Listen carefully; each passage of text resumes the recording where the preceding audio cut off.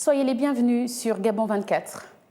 Le comité de la transition pour la restauration des institutions a enfin annoncé le chronogramme indicatif de la transition politique au Gabon. Et pour en parler sur ce plateau, nous recevons deux éminents professeurs, à savoir professeur Pierre-André Combila, médecin en cardiologie, président du parti Rassemblement national des bûcherons, membre du Conseil national de la démocratie et sénateur.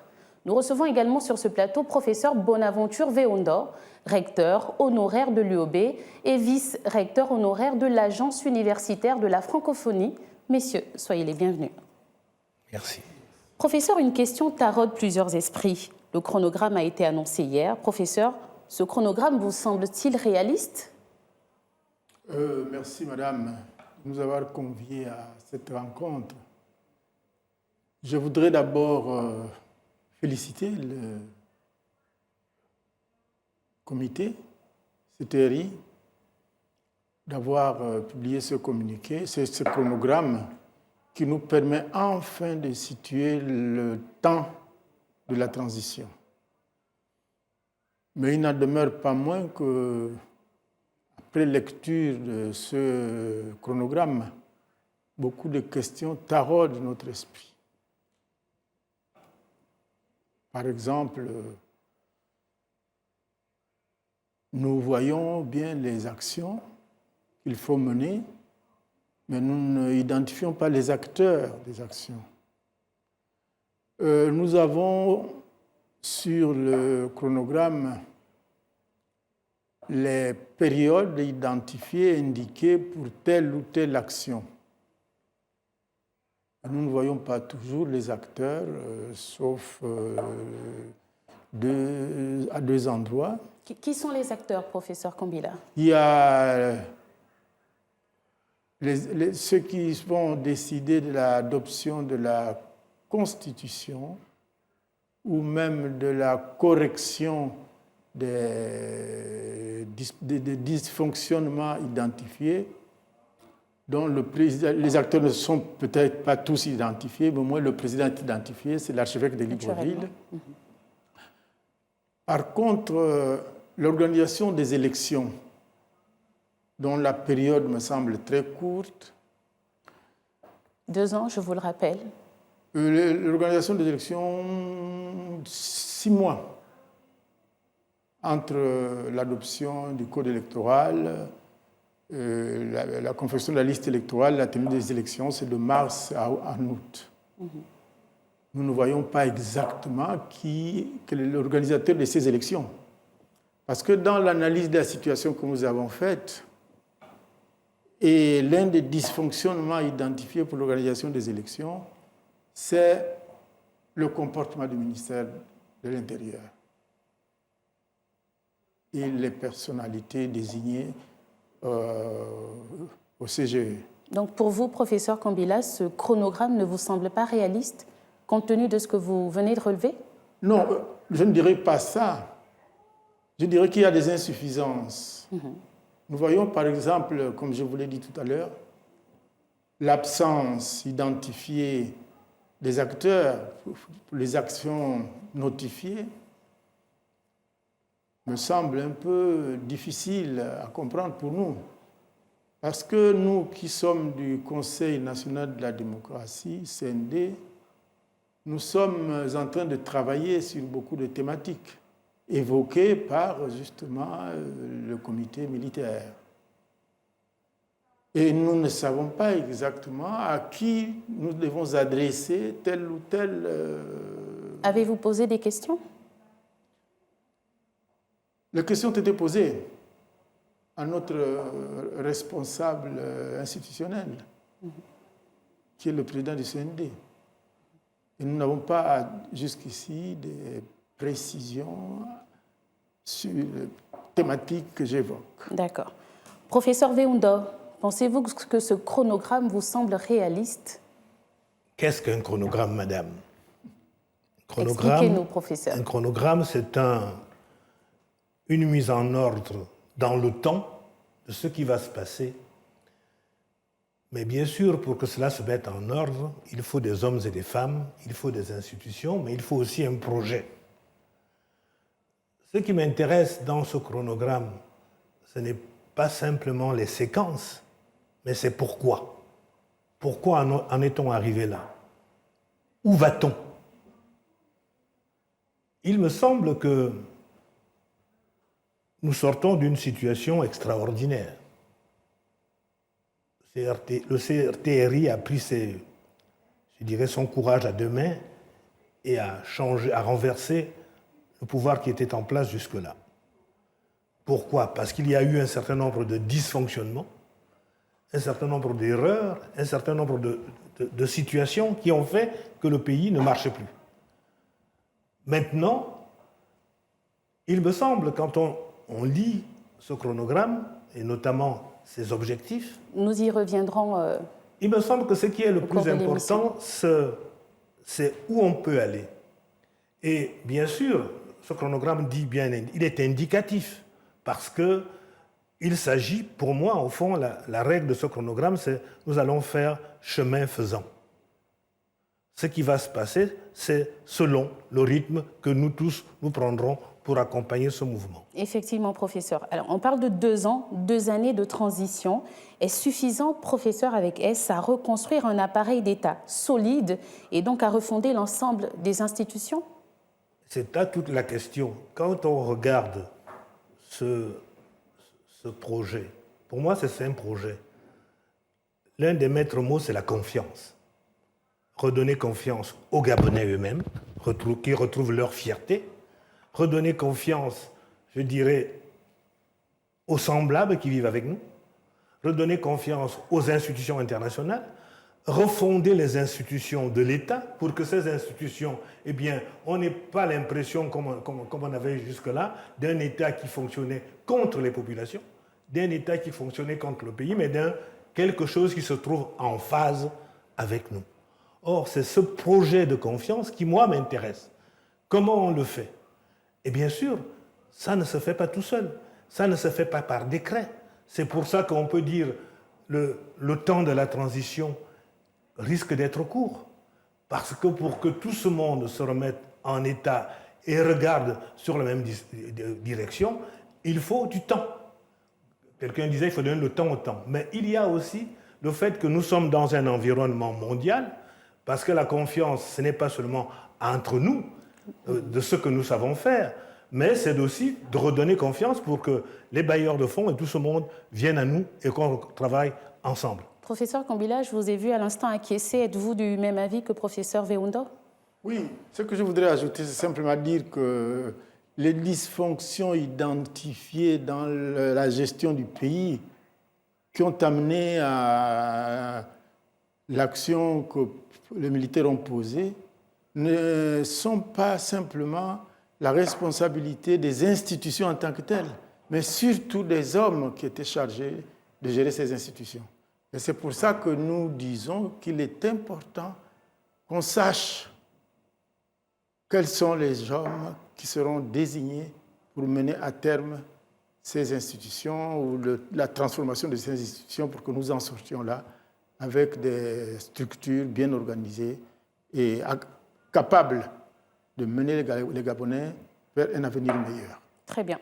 Selon le communiqué, professeur, qui a été lu par le porte-parole du CTRI et diffusé sur nos antennes, vous avez dû le suivre, tout comme nous notons, professeur, 6 principaux objectifs. Je vais me faire le devoir de vous les relire.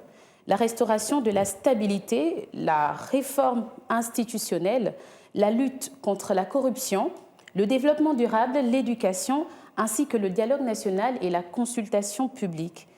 Professeur Veoundo, quelle interprétation faites-vous de ces objectifs? Quand on regarde ça, pour moi, c'est plus qu'un projet rapide à mener.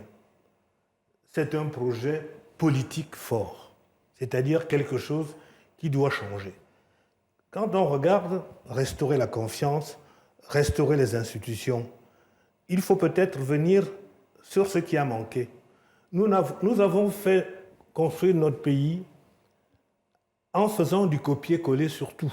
C'est-à-dire qu'on allait prendre une constitution ailleurs dont on tentait fortement d'appliquer ici.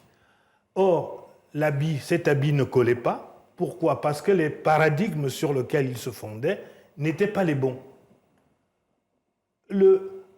Quand on regarde les constitutions occidentales, elles sont fondées sur le premier principe qui est la liberté. La liberté, c'est bien. Mais quand on regarde nos sociétés, qu'est-ce qui est premier? Est-ce que c'est l'individu ou le groupe? Ce sont des questions qu'il faut se poser. Le groupe crée la fraternité crée la confiance crée la confiance non seulement au sein de la famille, mais vis-à-vis des autres familles. Et donc tout ceci marche par concentration. Or, quand la confiance se crée ainsi, eh bien, tous ensemble, alors, on peut faire. Je crois que nous en sommes là aujourd'hui. Soit nous allons faire le copier-coller habituel, et on va se retrouver dans le chaos. Soit on va essayer de bricoler, mais comme tout ça ne marchera pas, on tombera dans un système autoritaire. Soit enfin, on essaie de reconstruire la démocratie sur nos bases, sur nos valeurs, sur la manière dont les individus doivent vivre en société. Et à ce moment-là, cette démocratie sera, j'appelle ça une démocratie concertative, c'est-à-dire fondée essentiellement sur la concertation et non pas sur une verticalité administrative où on reçoit tout du haut et on obéit. Je crois qu'il faut qu'on arrête de penser que les Gabonais n'ont pas de cerveau. Il faut qu'on arrête de penser que les Gabonais ne savent pas. Et or, tout ce que dit ce procès, il ne nous dit pas « je vous impose de faire ceci ». Il nous dit « voilà où on peut aller. Si nous travaillons tous bien et si nous nous entendons, on peut aller à ça. » Bien sûr, ça n'empêche pas de se poser les questions, à savoir comment on va faire. C'est-à-dire tout ça, ce sont des chemins, mais comment on va construire ça? Si on ne réfléchit pas, par exemple, l'un des thèmes que vous avez donné, qui est un thème qui m'intéresse bien, c'est le thème de l'éducation. Dans un système où l'éducation va à volo, or c'est le lieu de formation aux valeurs. Pourquoi je suis ici assis à côté du professeur Kombila, que je redécouvre quasiment 20 ans plus tard, mais c'est aussi des aînés. C'est-à-dire c'est des gens qu'on a croisés quand nous on était en sixième, eux ils étaient en terminale, en train de finir leurs études. Mais ils nous ont donné le sens. Or, c'est ce sens que nous devons retrouver pour recréer la confiance et pour qu'enfin, ensemble, nous marchions ensemble, comment dire, de manière forte et dynamique et progressive. C'est comme ça qu'on fera. Professeur Kombila, 6 objectifs qui peuvent, on le rappelle, évoluer au fil du temps.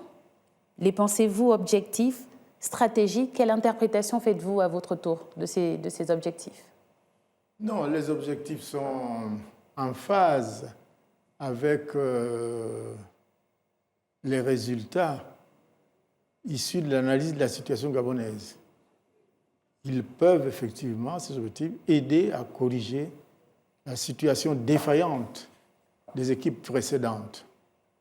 Mais ce que nous disons, nous, simplement qu'il faut que nous revoyions comment organiser, structurer ce chronogramme pour que nous puissions aller de l'avant et que aussi nous pensions, puisque nous avons identifié que dans les, je vous l'ai dit tout à l'heure, nous avons identifié que dans les dysfonctionnements, la part humaine est très importante.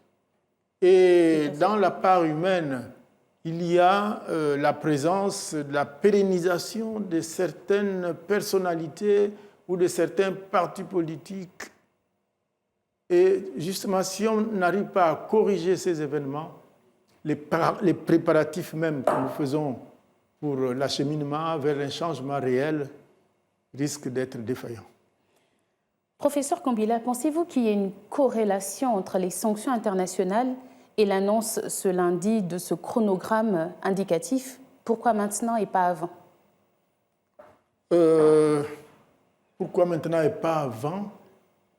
Peut-être qu'ils avaient oublié de le faire avant. Mais ce qui est sûr, après notre rencontre il y a quelques mois avec la représentante du Commonwealth, qui nous avait signifié, bien qu'on lui ait expliqué, pour nous c'était salvateur, ce qui s'était passé, nous ne l'appelions pas coup d'État, nous l'appelions un acte salvateur devant elle. Malgré cela, elle nous a dit que non, nous, en Europe, nous n'acceptons pas la prise de pouvoir par les militaires. Donc je vais bien dire ce que vous me dites, mais sachez bien que vous serez sanctionnés. Nous serons sanctionnés. Donc, Professeur Veondov, votre avis sur la question, s'il vous plaît. Ce sont j'appelle ça la distance culturelle. Bien sûr, elle représente une institution. Elle ne peut pas dire autrement que défendre la ligne politique de son institution. Mais il faut bien savoir ici qu'il y a une distinction majeure dans les coups d'État qui se sont faits en Afrique. Il y a les coups d'État qui ont eu lieu sur le Sahel.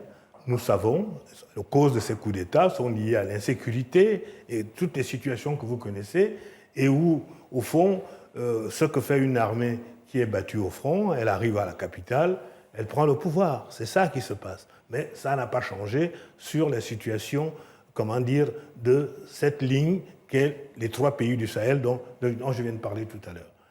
Ce qui s'est passé chez nous, c'est tout à fait autre chose.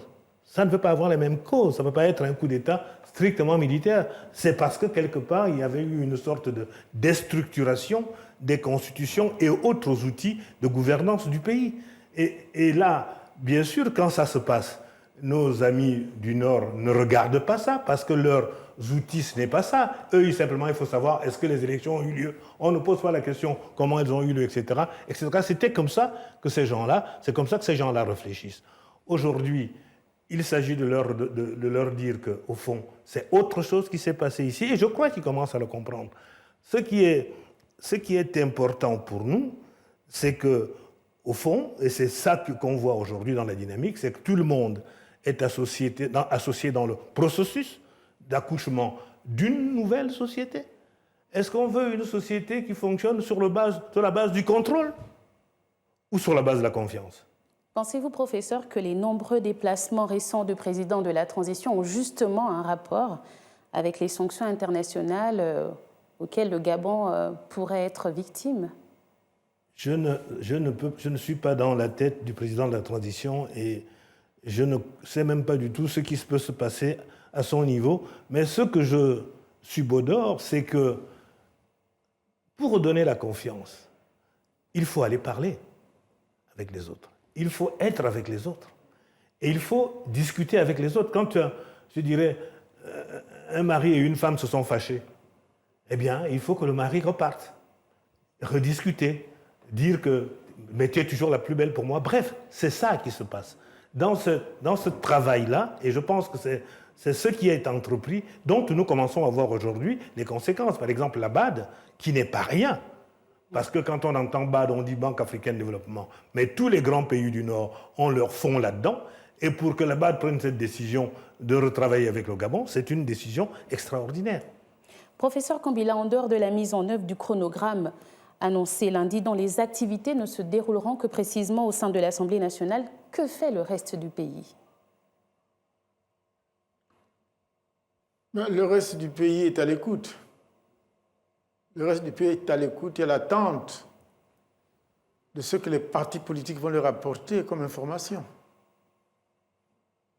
Mais la question ne doit pas être un problème de partis politiques. Et puis ce que nous souhaitons, c'est quand même que l'ensemble des partis politiques, de la société civile, des confessions religieuses, comme on le fait habituellement, puissent se retrouver pour faire aboutir tout ce qui est dans le chronogramme, à travers des commissions ou des comités. Voilà notre souhait.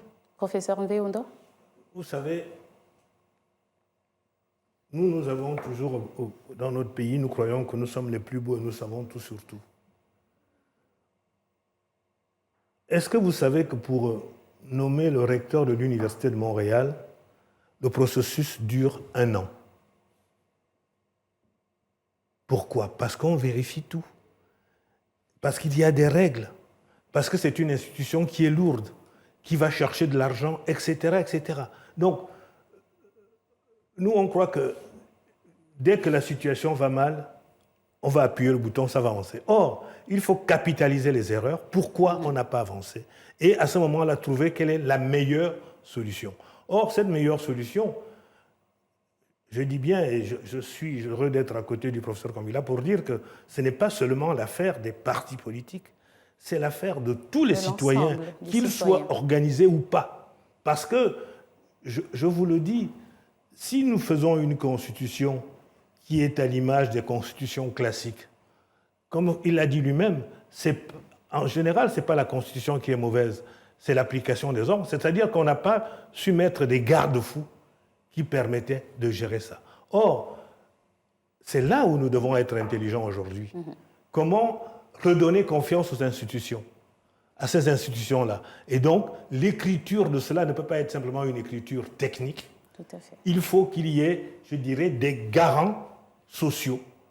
Il faut qu'il y ait des acteurs sociaux qui se portent garants de ce travail. D'où la mise en place, professeur, du dialogue national. D'où la mise en place. C'est incontournable. Quelle que soit, je dirais, l'intelligence et la force des acteurs politiques, c'est dans le débat national que les meilleures idées, que les meilleurs contre-pouvoirs peuvent arriver pour, au fond, de redonner des racines à ce pays. Professeur Kambila, vers quel modèle de constitution devrait-on aller aujourd'hui? C'est un grand débat. C'est un grand débat et la commission que je préside actuellement, qui est celle du Conseil national de la démocratie, donc qui rassemble un certain nombre de partis politiques, nous avons choisi, je ne le cache pas, il faut que les Gabonais le sachent, un système politique semi-parlementaire ou semi-présidentiel, celui dans lequel nous sommes actuellement. Et nous avons dans ce système, nous nous sommes appesantis après l'analyse de la situation gabonaise sur la nécessité d'équilibrer les pouvoirs exécutifs avec le président et le premier ministre, législatifs ou parlementaires. Si on retient deux chambres, ça fait parlementaire, Sénat et Assemblée nationale, et puis judiciaire. Et avec un souhait, c'est que, contrairement à ce qui se passait, que l'Assemblée nationale puisse jouer son rôle, celle de contrôler l'exécutif, ce qu'ils ne font pas. Et aussi que la justice soit un pouvoir, non plus seulement une autorité, avec tout ce que cela implique. Et proposer, nous le suggérons, une Cour suprême qui pourra désigner ou élire ses membres. Professeur Veunda, vous êtes du même avis? Bien sûr, je trouve que cette articulation, elle est sérieuse, mais il manque un volet important. Il me semble que si on en reste que là, on aura toujours un dispositif qui fonctionnera du haut vers le bas et qui fera de nous des êtres humains qui doivent simplement obéir et non pas faire, et non pas avoir des initiatives. Je crois qu'il nous manque, il va manquer quelque chose, monsieur le professeur, qui doit être quelque chose qui sort de la base, qui sort de nos villages, de nos quartiers. Hein, toute cette démarche où, finalement, c'est ça qui va redonner confiance. Tant qu'on aura uniquement des institutions qui fonctionnent par le haut, on risque d'avoir les mêmes problèmes. C'est pour ça qu'il faut repartir par la base. Et cette réflexion, elle est liée à notre anthropologie, à notre vécu, notre vivre ensemble. Hein, on dit, l'éléphant ne meurt pas en forêt. L'éléphant meurt au village, parce que c'est au village où on a l'intelligence de ce qu'on va faire en forêt. Donc, il faut revenir à cette petite échelle où, par phénomène concentrique, on arrive à redonner la confiance. Et ces acteurs-là, ils doivent vous donner, vous nourrir les débats, nourrir les propositions et Autrement dit, on inverse la machine.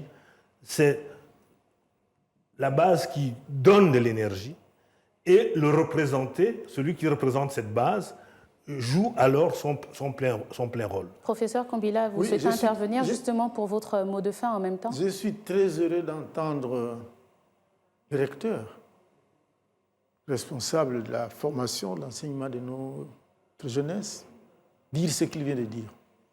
Parce que je n'ai pas tout dit, vous pensez bien, mon cher frère. Nous avons introduit dans le préambule de la Constitution le principe de subsidiarité. Cela permettra à la base de notre nation, c'est-à-dire aux provinces, aux départements, de disposer d'un certain pouvoir qui leur permettra d'être un relais réel de la volonté de notre peuple. Donc, soyez-en rassurés, ce pouvoir, selon la Constitution que nous voulons imaginer, que nous imaginons déjà, ne viendra seulement pas d'en haut, il sera aussi distribué à la base de notre nation. Professeur Weonda, je vous laisse conclure un mot de la fin. Que dire, madame? Il faut sortir de la verticalité, il faut retrouver une démocratie horizontale. Il faut faire en sorte que nous ne copions pas ce qui nous a desservis jusque-là, mais on revienne à nous-mêmes. Nous savons tous, dans notre pays, quelles que soient les ethnies, que nous avons des clans et que nous sommes parentés. Nous savons tous qu'aujourd'hui, ce qui nous a sauvés jusque-là d'ailleurs, c'est que nous n'avons plus peur de l'autre ethnie. Parce que l'autre ethnie a épousé mes filles, mes enfants sont mariés là-bas. Bref, nous avons fait société. Ce faire société est une réussite. C'est ce qui a fait que nous ne tombions dans aucun piège de ce côté-là. Mais nous devons aller plus loin. Nous devons reformer une école tournée vers l'empathie. Non pas pour des performances, Nous avons deux choses à faire. Faire en sorte qu'il y ait de l'empathie, faire en sorte qu'il y ait de l'employabilité. Parce qu'aujourd'hui, il faut penser à cette jeunesse qui est là et qui nous attend. Il faut qu'on trouve des voies et moyens pour qu'ils se débrouillent et qu'ils trouvent du travail. Voilà. Merci, professeur Pierre-André Kombila, d'avoir répondu présent à notre invitation. Merci à vous, professeur Bonaventure Weonda, d'avoir été sur le plateau de Gabon 24 pour éclairer nos téléspectateurs sur le chronogramme indicatif qui, je le rappelle, devront résulter du dialogue national inclusif et qui se déroulera en avril prochain. Merci, chers téléspectateurs, de nous avoir suivis sur Gabon 24. Et quant à moi, je vous retrouve très prochainement pour une prochaine édition. Au revoir.